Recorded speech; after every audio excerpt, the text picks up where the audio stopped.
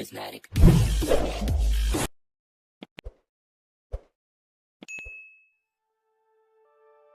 Karibu kwenye Maira Online TV. Jina langu ni Tumaini Sekadodo na leo tunazungumzia mchezo wa fainali ya kombe la mataifa la Afrika AFCON, ambapo Senegal walifanikiwa kushinda dhidi ya Morocco. Mechi hii ilijawa na matukio ya ajabu, maamuzi tata ya mwamuzi na hali ya kushangaza uwanjani. Tutaangalia kwa kina kilichotokea na majibu ya wachezaji na makocha baada ya mchezo huu. Usisahau kusubscribe, kulike na kucomment kwenye video hii ili uweze kupata updates zetu zote kutoka hapa Maira Online TV.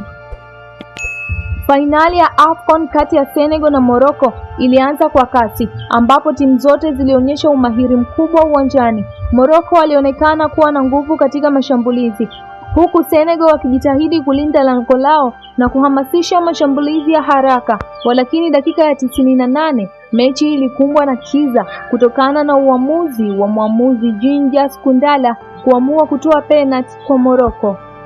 Mwamuzi alipewa msaada na teknolojia ya VAR baada ya kumwona mlinzi wa Senegal El Hadji Malick Diop akifanya changamoto kwa Brahim Diaz. Uamuzi huu ulizua hasira kubwa kwa kocha Pape Thiaw ambaye aliwaongoza wachezaji wake kutoka uwanjani kwa dakika kadhaa, hatua iliyoleta vurugu kubwa. Hii ni moja ya matukio ya kipekee katika historia ya fainali za AFCON.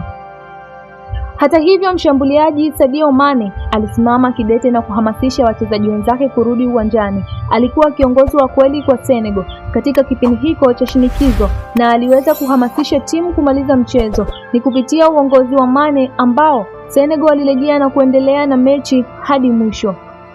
Brahim Diaz alipewa jukumu la kupiga penalty ya kuamua hatima ya mchezo huu, lakini alipiga mkwaju wa Panenka ambao ulishikiliwa na kipa wa Senegal Edouard Mendy kwa ustadi mkubwa. Mendy alionyesha uhodari wake katika hatua hii muhimu, jambo ambalo lilileta furaha kwa mashabiki wa Senegal.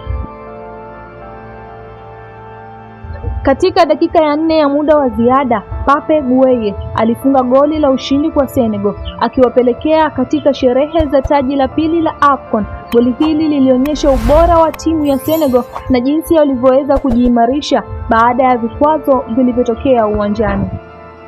Baada ya mchezo, kocha wa Morocco Walid Regragui alizungumzia matendo ya Senegal, akisema kuwa vitendo vyao vilikuwa vya aibu na havikuiheshimisha Afrika. Kwa upande mwingine, kocha Pape Thiaw alikiri kuwa hakupaswa kuamuru wachezaji wake kutoka uwanjani, lakini alielezea kuwa aliomba radhi kwa matendo yao. Sadio Mane alikiri kwamba mechi hiyo ilikosa ladha kwa sababu ya hali ya kutokubaliana, lakini alisema kuwa soka linahitaji umoja na kutoa picha nzuri kwa dunia.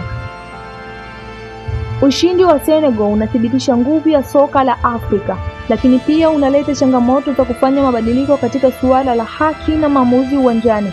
Mechi hii ilikumbukwa kwa sababu ya maamuzi tata, hali ya vurugu uwanjani na umoja wa timu ya Senegal kuweza kushinda kwa shingo ngumu. Tunaamini tumejivunia ushindi wa Senegal kama ilivyokuwa kwa mashabiki wao. Kwa upande mwingine, Morocco alipoteza nafasi ya kutoa taji lao la kwanza AFCON tangu 1976, lakini wataendelea kupigania mafanikio. Tafadhali toa maoni yako comment section kuhusu mchezo huu, na kama unapenda video hizi za soka hakikisha una subscribe kwa taarifa zaidi. Shukran kwa kutazama na hadi wakati mwingine.